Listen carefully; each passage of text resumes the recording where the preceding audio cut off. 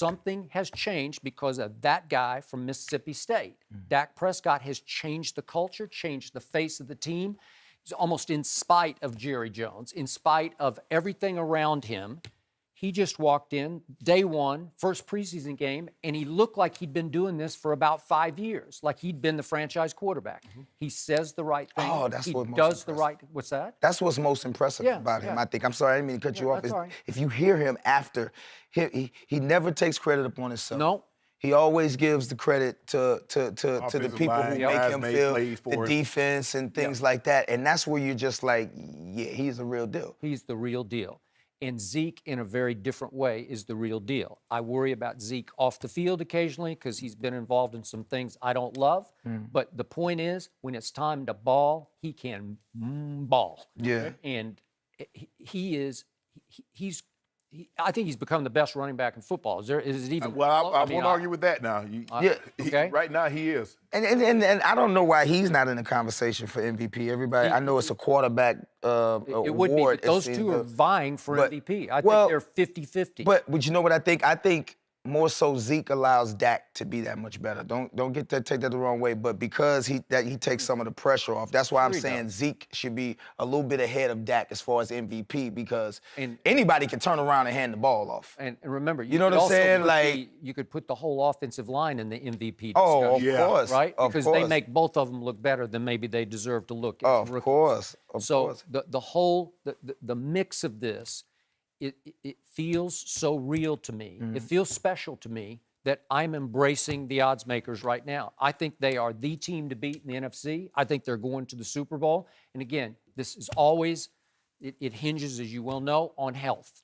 Can they just lost one of their cornerbacks. Morris Claiborne's going to be gone for, I don't know, 5-6 weeks.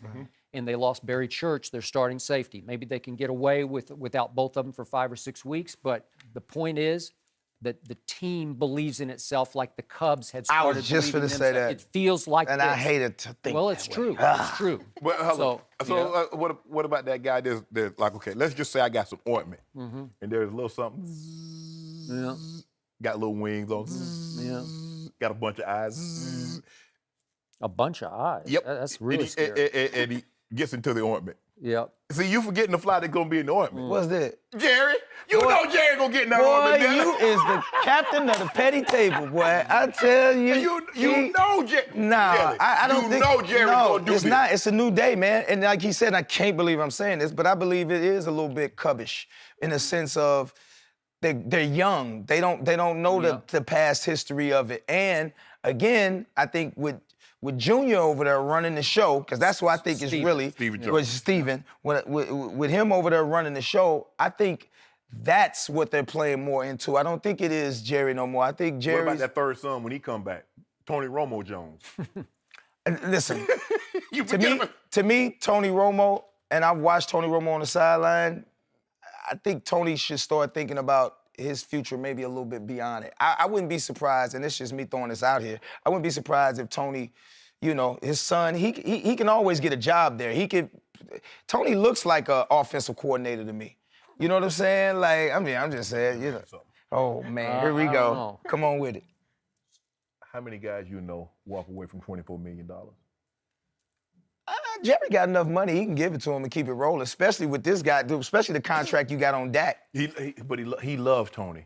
I'm not saying that he loves Tony. I mean, Stephen Jones and his other kids as much as he loved him. But he has a special affinity. Of course. Didn't he give him? How much he give him? He gave him a bunch for Tony. He gave him a bunch. He gave him a bunch of money.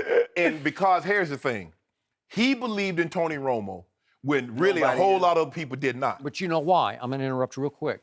Tony is big box office. Jerry's all about the marquee value, about selling tickets and selling viewers. Right. Because Tony will light it up, good and bad. Yes. High risk, high reward. Dak Prescott, not all that exciting to watch. Unless you're me watching as a Cowboy fan, he wins. Right. He's stable. He's poised. He's trustable. Right. Tony's not trustable. And plus Dak, so far, I should Says the is there right any thing. wood here? I'll knock on that wood. He's been pretty durable, too.